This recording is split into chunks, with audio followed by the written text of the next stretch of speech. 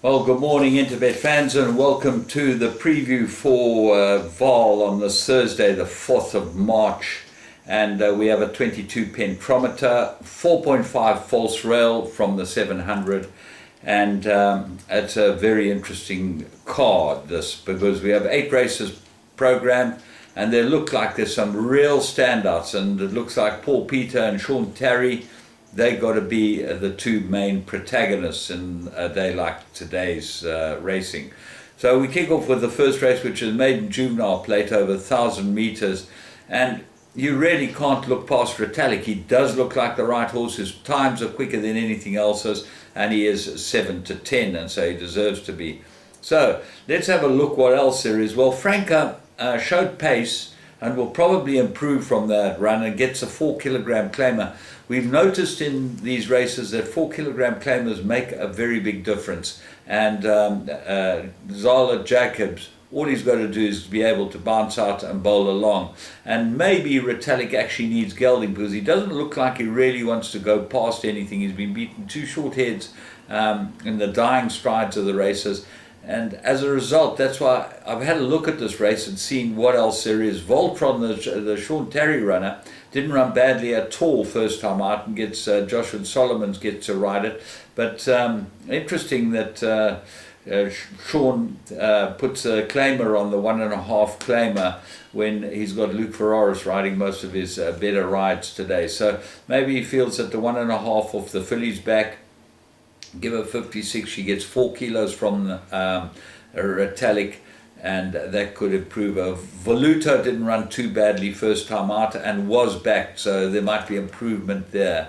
As far as the comments are concerned, Irish Sea will need the run, according to Sorrel Smith. Race 2, Progress, 1,400 meters. A very interesting race, because at the weights, nothing seems to be able to beat Zilzal or Riverstown. They're the highest merit rated horses, and they're giving not that much weight away to Cordillera, who's off a 91. She should be getting in the region of 10 kilos or more, 115, 118 to 91. You're talking about 28, 14 kilos from Zilzal and 12 kilos from Riverstown, although she is a mare, so the sex allowance comes into that as well. But if you have a purely on ratings, you've got to be with Riverstown and Zilzal, and Riverstown's a 13 to 10 favourite. But I think Cordillera, third run after a rest, course and distance, 1-1 from 2 places, so she's very, very effective over this course and distance, and she might be the right horse. 18 to 10's her price. Zilzal's 4 to 1. He gets a blinkers, which is something well worth considering. He has run in the blinkers. He ran behind Hoodoo Magic with Elder de Meer. That was in quite a decent race. So you'd expect that maybe the blinkers will sharpen them up, but I think he's getting prepped for the big race at the end of the month, so the Champions Cup.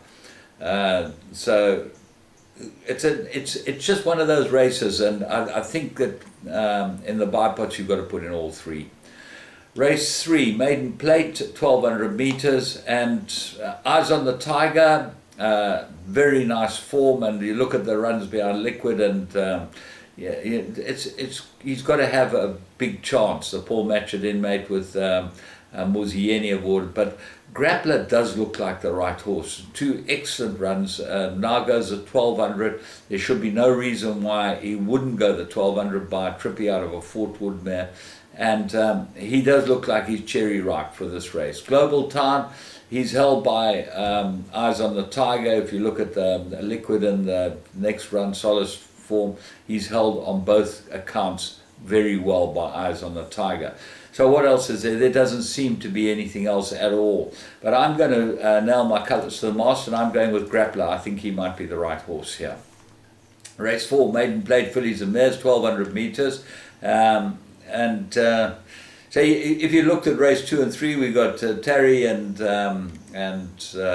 Terry again with Matchett, and then the race 4, Sabrina Fairchild, number 1 on the car, 14 to 10 blinkers, gets the blinkers on. She's shown some pretty good form, Sabrina Fairchild, and she'd be very, very hard to beat in this race. Sanak needed her last run. She probably improved. She gets a 1.5 claimer. That might help her. But she doesn't seem to be able to get the better of Sabrina Fairchild. The interesting horse here is Graceful Lass. Now this has been backed in from very big odds to 7-2.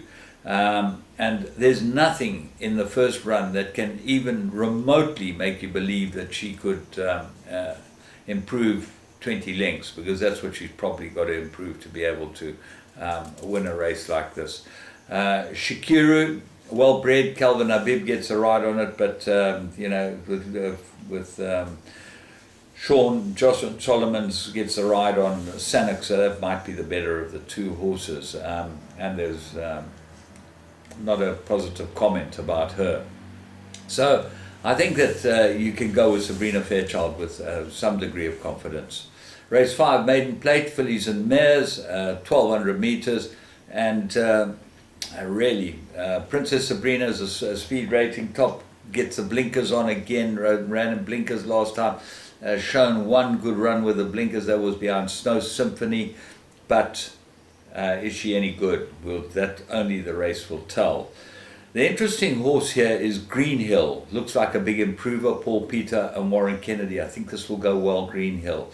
But they've all got to beat Hochi Witchy. And Hochi Witchy's first time out was unfancied in the betting, ran a very good race behind Bella Black. Now that form has worked out, probably the best maiden form in South Africa. 4 wins out of that, 4 winners have come out of that form. And Hochi Witchy looks like probably the 5th winner. So that should be able to win, Hochi Witchy, and I would think almost a banker. Piccadilly, look for improvement, and as I said, maybe Princess Sabrina and Green Hill to chase her home. Race 6, Maiden Plate, and this is a very interesting race, because you'll find a lot of these horses ran behind Onus Apollo. Now, that was a handicap maiden. On that form alone, you cannot go against Parallax. He looks like the right horse, and certainly gave weight to most of these and beat them convincingly, these horses that are in the betting. So what was in the betting? Twin Turbo is 4-1. Remember that Twin Turbo received 3.5 kilos from Parallax behind Onus Apollo and got beaten 4 lengths. Impossible to have those two horses at the same sort of price. I would think Parallax would definitely beat Twin Turbo on form, and this is the problem. We go purely on what the form says. We don't know anything else like that, but at the weights, Twin Turbo cannot beat Parallax. So what can? Earl, a couple of good runs, drawn a bit wide today, and certainly starting to show improvement. Got to have a chance, Earl. But Duke Marmalade, his first run over the ground, showed that he's definitely suited to that type of distance. But the big danger might be Irish Rain. There's no collateral form except with the Light Without and Victor Lazio, which don't tie up with Parallax, except the Victor Lazio form, where Irish Rain beat Parallax quite convincingly, but Parallax probably improved with the blinkers. So I make Irish Rain the big danger here. On a line through the Victor Lazio form, because as I said, Irish Rain did beat Parallax 3 lengths that day, and as a result you've got to believe that maybe Irish Rain would be able to give Parallax a hard run. So those look like the two, and then maybe Earl as the big danger. But as I said, I found Twin Turbo last time. He ran 4 lengths off because of the weight, and I think that that's about as good as he can do. Wait for a maiden handicap again if they ever run them again. Race 7, Graduation Plate, fillies and mares, 1600. But if you go past Castle Darrow, you can go with anything. But Castle Darrow does look like the right horse. And on the ratings, Castle Darrow's got to give Bebop 3.5 kilos. And certainly as far as they're rated, should be giving 6 kilos to Bebop. So Castle Darrow comes in very, very well. 2 places from 2 course and distance runs, top of the speed rating, odds on, lots to like about it. What could be, I think a big price horse might be the danger, Ideal Angel. She's relatively unexposed. Warren rode her last time. He rides her again this time for a small stable, Erico Verdenies, but he's very, very proficient, Erico, at getting horses to win races. And the last run wasn't too bad, and Kennedy's back on her again, but they put the blinkers, and that I'm sure would have come from the jockey. The jockey would say, put the blinkers on, they might help. So that might be the danger. That's the one that I've found, and I think that I can't really go against Castle Darrow, but if I'm going to put another horse in, I'm going to take a chance with that. Race 8, Fillies and Mares, 76, 1,000 metres, and this is quite difficult. And I'll tell you why, because there's a lot of horses that might improve here. From Here to Eternity, third run after race, shows pace, ignore his last start. Got to be an improver. That was second run, patently didn't help it, but it has had a bit of a break.